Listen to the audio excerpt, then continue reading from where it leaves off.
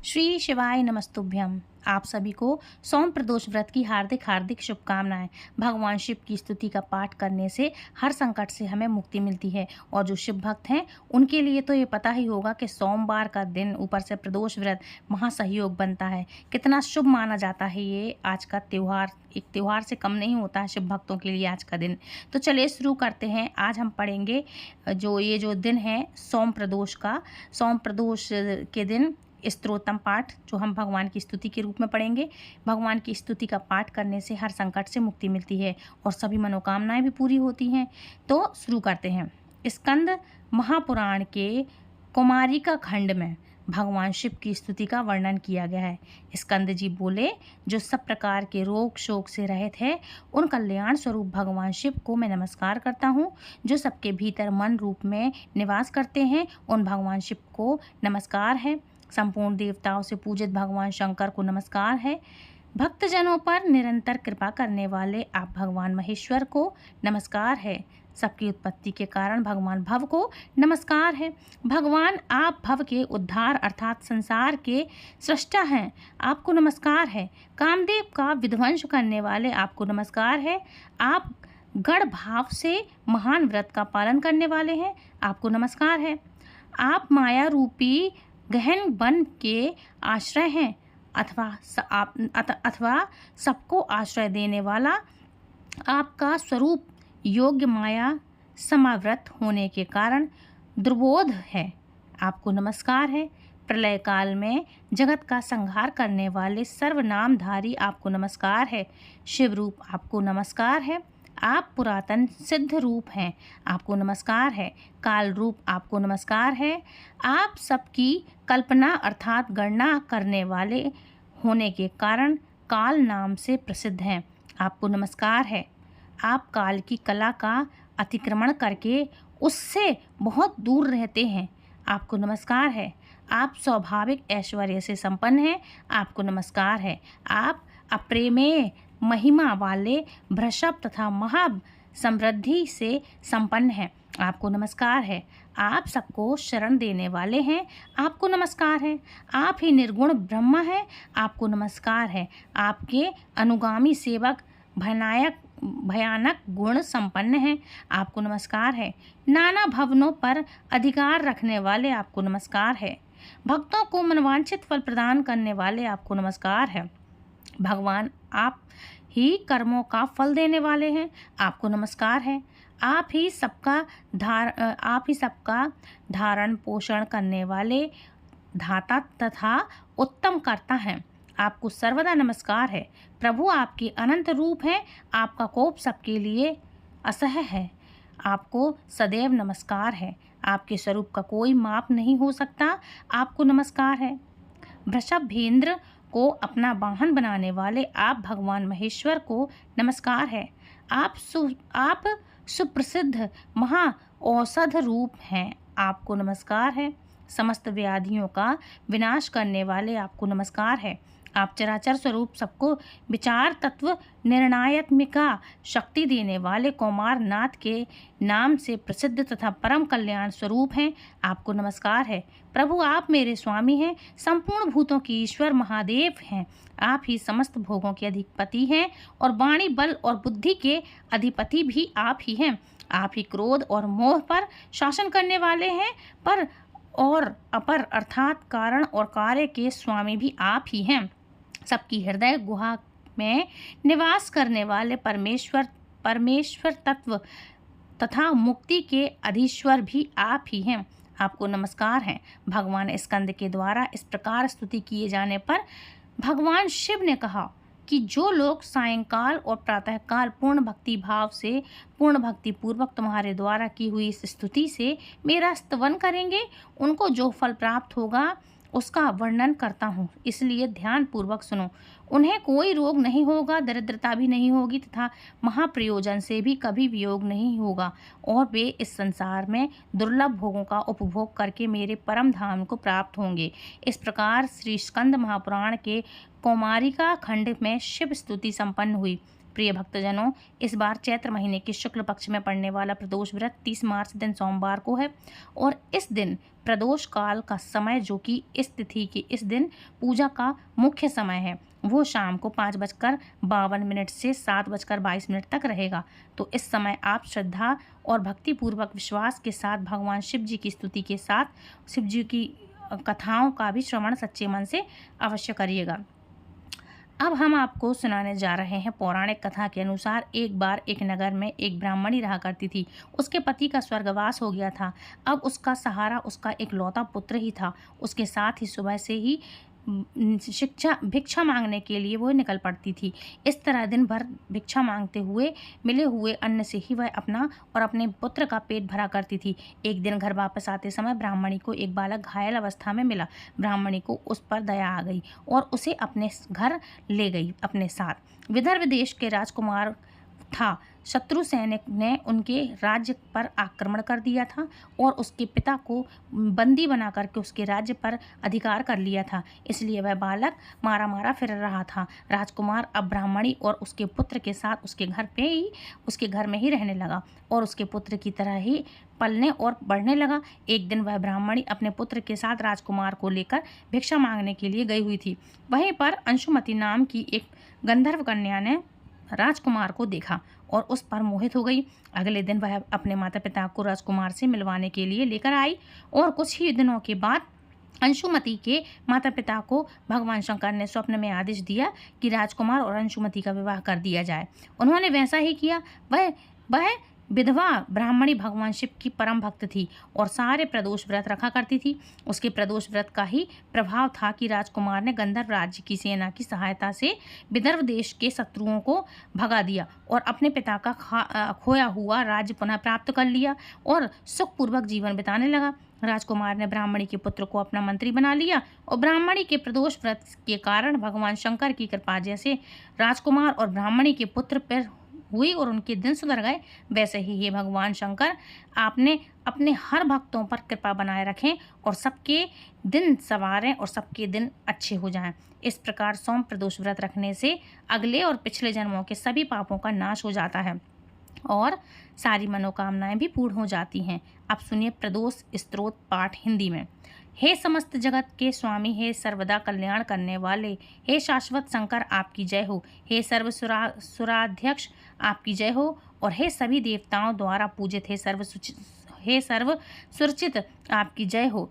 सर्व गुणातीत, आपकी जय हो। सर्ववर प्रद, आपकी जय हो। हे नित्य निराधार, आपकी जय हो। हे अविनाशी विशंभर, आपकी जय हो। हे समस्त विश्व में एकमात्र वंदनी, आपकी जय हो। हे नागेंद्र आभूषण, आपकी जय हो। हे नागेंद्र भूषण, आपकी जय हो। गौरीपति, आपकी जय हो। हे चंद्रार्थ शेखर, आपकी जय हो। करोड़ों सूर्यों के समान दीप्तिमान, आपकी जय हो। हे अनंत गुणाश्रय, आपकी जय हो।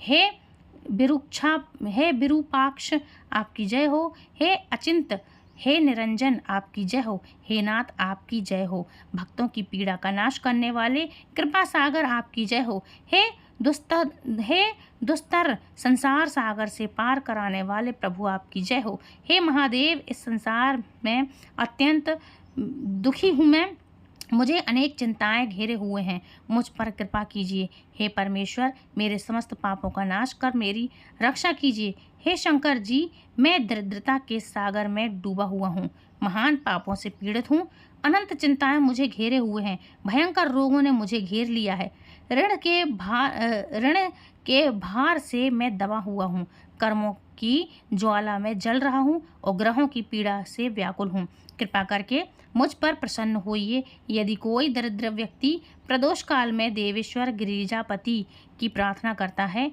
तो वह धनी हो जाता है। यदि कोई राजा प्रदोष काल में देवेश्वर भगवान शंकर की आराधना करता है तो वह दीर्घायु होता है, सदैव निरोगी रहता है, उसके खजाने की वृद्धि होती है और उसकी सेना सुदृढ़ होती है। हे प्रभु, आपकी कृपा से मुझे भी नित्य आनंद की प्राप्ति हो, मेरे शत्रु क्षीण हो जाएं, मेरी प्रजा सदा सुखी रहे, चोर और डाकू नष्ट हो जाएं और राष्ट्र में समस्त जन समुदाय संकट मुक्त हो जाएं। पृथ्वी पर दुर्भिक्ष, महामारी आदि कष्ट समाप्त हो जाएं और सभी प्रकार के सभी प्रकार के फसलों में भरपूर उपज हो, दिशाएं सुखदायक हो जाएं। इस प्रकार गिरजापति भगवान शिव की आराधना करनी चाहिए। पूजा के अंत में ब्राह्मणों को भोजन कराना चाहिए, फिर उन्हें यथा योग्य दक्षिणा दे करके सम्मानित करना चाहिए। यह पूजा जो भगवान शिव के लिए कही गई है, यह समस्त पापों का नाश करती है और समस्त रोगों को दूर करती है, इसी इच्छित फलों की प्राप्ति करती है। इति प्रदोष स्तोत्रम संपूर्ण। अब सुनिए अनंग त्रयोदशी की कथा। इस त्रयोदशी का व्रत हर कोई रख सकता है। जो भी व्यक्ति जीवन में प्रेम से वंचित है, उसके लिए यह व्रत अत्यंत ही शुभदायी है।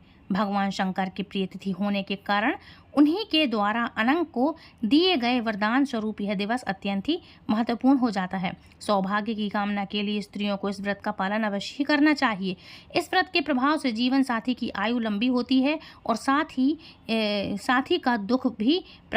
को कोई भी प्रकार का दुख भी प्राप्त नहीं होता। अनंग का एक अन्य नाम कामदेव है।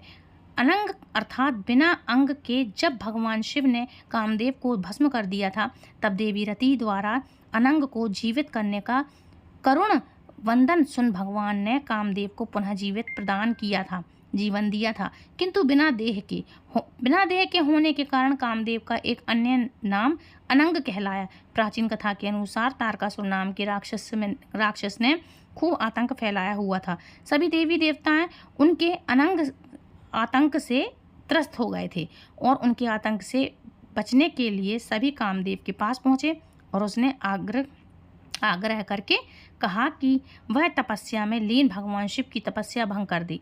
तारकासुर नाम के राक्षस को वरदान मिला हुआ था कि उसकी मृत्यु केवल भगवान शिव के पुत्र के ही हाथों संभव है, इसलिए सभी ने कामदेव से आग्रह किया। तब कामदेव ने तपस्या में लीन भगवान शिव की तपस्या भंग कर दी, लेकिन उन्हें महादेव के क्रोध का भी सामना करना पड़ा। महादेव ने कामदेव को क्रोध में आकर के भस्म कर दिया। तो यह तो सभी जानते हैं। यह सब देखकर कामदेव की पत्नी देवी रति बहुत आहत हुई और विलाप करने लगी। तब उन्होंने भगवान शिव से आग्रह किया कि वे कामदेव को पुनः जीवित कर दें। भगवान शिव ने देवी रति का आह्वान स्वीकार किया और उन्होंने कामदेव को पुनर्जीवित तो किया, लेकिन वे उन्हें शरीर नहीं लौटा पाए, क्योंकि शरीर तो उनका भस्म हो गया था।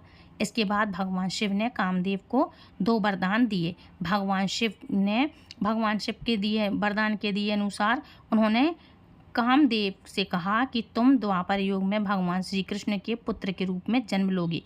इसके बाद उनका विवाह देवी रति से ही होगा। भगवान शिव ने कामदेव को दूसरा वरदान देते हुए कहा कि श्री कृष्ण के पुत्र के रूप में जन्म लेने तक कामदेव को बिना अंगों के रहना होगा, जिस वजह से उनका एक नाम अनंग भी कहलाएगा। जिस दिन यह घटना घटित हुई, माना जाता है कि उस दिन चैत्र मास के शुक्ल पक्ष की त्रयोदशी तिथि थी और उस दिन से ही इस दिन को अनंग त्रयोदशी के रूप में भी मनाया जाने लगा। हालांकि पौराणिक मान्यताओं के अनुसार कुछ लोग मार्गशीर्ष मास के शुक्ल पक्ष को भी अनंग त्रयोदशी के रूप में मनाते हैं और पौराणिक मान्यताओं के अनुसार जो भी व्यक्ति अनंग त्रयोदशी के दिन कामदेव और देवी रति की पूजा करेगा, उसका दाम्पत्य जीवन मधुर होगा। साथ ही इस व्रत को करने से और इस महात्म्य को सुनने से भगवान शिव और देवी पार्वती जी का आशीर्वाद भी प्राप्त होगा। प्रिय भक्तजनों, आज शिववास नंदी पर रहने वाला है। इस शुभ सहयोग में जो भी नंदी महाराज जी की महात्म्य सुनता या पढ़ता है, उसके सभी मनोरथ पूर्ण हो जाते हैं। अब आपको सुनाते हैं नंदी महाराज जी की कथा। पूर्व समय में शिलाद नामक एक धर्मात्मा मुनि ने अपने पितरों के आदेश से मृत्युहीन और अयोनिज पुत्र की कामना से भगवान शिव की कठोर तपस्या की। शीघ्र प्रसन्न हो जाने वाले भगवान महादेव उनके तप से प्रसन्न हुए और साक्षात प्रकट होकर के उनसे वर मांगने के लिए कहा। भगवान ने कहा, ऋषिवर, मैं तुम्हारी तपस्या से प्रसन्न हूँ, वर मांगो। तब शलाद मुनि बोले, भगवान, यदि आप मेरी तपस्या से प्रसन्न हैं तो यह वर दीजिए कि मुझे आपके समान ही मृत्युहीन आयोजित पुत्र प्राप्त हो। तब भगवान शिव ने कहा, तपोधन विप्र, हालांकि मैं जगत का पिता हूँ, तो भी मैं तुम्हारी तपस्या से प्रसन्न होकर कहता हूँ कि मैं तुम्हारे अयोनिज पुत्र के रूप में अवतार लूँगा और उस अवतार में मेरा नाम नंदी होगा। ऐसा कहकर भगवान शिव अंतर्ध्यान हो गए। कुछ समय बाद यज्ञ देवताओं में श्रेष्ठ शिलाद मुनि यज्ञ करने के लिए यज्ञ क्षेत्र जोत रहे थे कि उसी समय उसके श्वेत बिंदु यानी पसीने की बूंद से एक पुत्र उत्पन्न हुआ। वह बालक सूर्य के समान प्रभावशाली, त्रिनेत्र, जटा, मुकुटधारी, त्रिशूल आदि से युक्त तथा चतुर्भुज रुद्र के रूप में मुनि दिखाई दिया। उसे देखते ही शलाद मुनि को तो बड़ी प्रसन्नता हुई और वे उस बालक को अपनी कुटिया में ले आए, जहाँ ला करके बालक ने साधारण मनुष्य का रूप धारण कर लिया। मुनि अब बड़े बड़े ही प्यार से उसका पालन पोषण करने लगे। उन्होंने उसके जातक मार्द संस्कार करवाया। उसका नाम रखा नंदी। वह बालक 5 वर्ष की आयु तक सभी वेदों और शास्त्रों का ज्ञाता हो गया। 7वां वर्ष पूरा हुआ तो वहाँ 2 मुनि मिलने के लिए आए। उनमें से एक का नाम था मित्र, दूसरे का नाम था वरुण। उन्होंने मुनि शिलाद को बताया कि आपके पुत्र की आयु मात्र 1 वर्ष शेष है। अब तो यह बात जानकर शिलाद मुनि चिंतित हो उठे। नंदी ने अपने पिता को ढांढस बंधाया। उन्होंने आत्मविश्वास के साथ अपने पिता से कहा, पिताजी आप चिंतित मत होइए, यमराज मेरा कुछ नहीं बिगाड़ पाएगा। शिव तो कालों के भी महाकाल हैं। मैं भगवान शिव की आराधना करूंगा, उसके प्रभाव से मृत्यु पर विजय प्राप्त करूंगा। ऐसा कहकर नंदी वन को चले गए और भगवान शिव की प्रसन्नता के लिए कठिन तपस्या प्रारंभ कर दी। उन्होंने 3 नेत्र, 10 भुजा और 5 मुख वाले भगवान सदाशिव का ध्यान लगाया और रुद्र मंत्र का जाप किया। उनकी तपस्या से प्रसन्न होकर भगवान शिव और माँ पार्वती प्रकट हुई। उन्होंने नंदी से कहा, शिलाद नंदन, तुमने बड़ा ही उत्तम तप किया है। मैं तुम्हारी इस तपस्या से परम संतुष्ट हूँ। तुम्हारे मन में जो भी अभीष्ट हो मांग लो। तब नंदी भाव विभोर होकर उनके चरणों में लौट गए और गिर गए। तब भगवान शिव ने उन्हें उठाया और बोले, वत्स, उन दोनों विप्रों को मैंने ही भेजा था। तुम्हें भला मृत्यु का भय कहाँ? तुम तो मेरे ही समान हो। तुम अजर अमर, दुख रहित और अक्षय होकर के मेरे गणनायक बनोगे। तुम में मेरे ही समान बल होगा। तुम सदा मेरे ही पार्श्ववर्त भाग में स्थिर रहोगे। मेरी कृपा से जन्म, जरा और मृत्यु जैसे विकार तुम्हारे शरीर का स्पर्श भी नहीं कर पाएंगे। ऐसा कहकर दयालु भगवान शिव ने अपने गले की कमल माला उतारकर नंदी के गले में डाल दी। माला के पहनते ही नंदी 3 नेत्रों और 10 भुजाओं वाले हो गए। फिर भगवान शिव ने अपने गणाध्यक्ष के पद पर उनका अभिषेक किया। साथ ही वरदान दिया कि जब भी भगवान शंकर की कोई भी प्रतिमा स्थापित की जाएगी तो उसके सम्मुख नंदी का होना अनिवार्य होगा, वरना वह प्रतिमा अधूरी मानी जाएगी। अब ध्यान देंगे तो पाएंगे कि भगवान शंकर के मंदिर में शिव प्रतिमा के सम्मुख बैठे नंदी महाराज की दोनों आंखों निरंतर भगवान शिव की प्रतिमा पर ही लगी रहती हैं। कहा जाता है कि नंदी के नैनों में भगवान शिव बसते हैं। वहीं नंदी के दोनों सींगों को विवेक और बुद्धि का आधार माना जाता है। इसलिए कहा जाता है कि बुद्धि का इस्तेमाल विवेक से करना आवश्यक है। नंदी महाराज के गले में बंधी हुई घंटी यह प्रतीक है कि निरंतर मनुष्य को भगवान का ध्यान करना चाहिए। यह तो सभी जानते हैं कि नंदी महाराज के बिना भगवान शिव का मंदिर कभी भी नहीं बनता और वो अधूरे हैं। लेकिन हमारे देश में एक ऐसा भी मंदिर है जहां नंदी महाराज के बगैर भगवान शिव का मंदिर बना हुआ है। भारत के नासिक में गोदावरी तट पर बना हुआ एक मंदिर है जिसका नाम है कपालेश्वर महादेव मंदिर।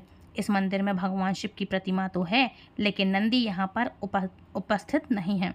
और उनके पीछे एक पौराणिक कथा प्रचलित है, जिसके अनुसार एक बार भगवान शिव ने ब्रह्मा जी के एक मुख को काट दिया था। क्योंकि ब्रह्मा जी के 5 मुख थे, उनमें से 4 मुख तो वेदों के पाठ किया करते थे, लेकिन एक मुख हमेशा उन्हीं वेदों की बुराइयां किया करता था। यही वजह से भगवान शिव ने ब्रह्मा जी के मुख को काट दिया था। हालांकि इस कृत्य के लिए शंकर जी को ब्रह्म हत्या का भी दोष लगा था। उसी दोष को दूर करने के लिए भगवान शिव इधर उधर भटक रहे थे। एक बार भगवान शंकर सोमेश्वर पहुंचे, जहां उन्हें एक गाय की बछड़ी ने बताया कि गोदावरी नदी के तट पर स्थित राम कुंड में स्नान करने से ब्रह्म हत्या के दोष मुक्त हो जाते हैं। और ऐसा ही हुआ।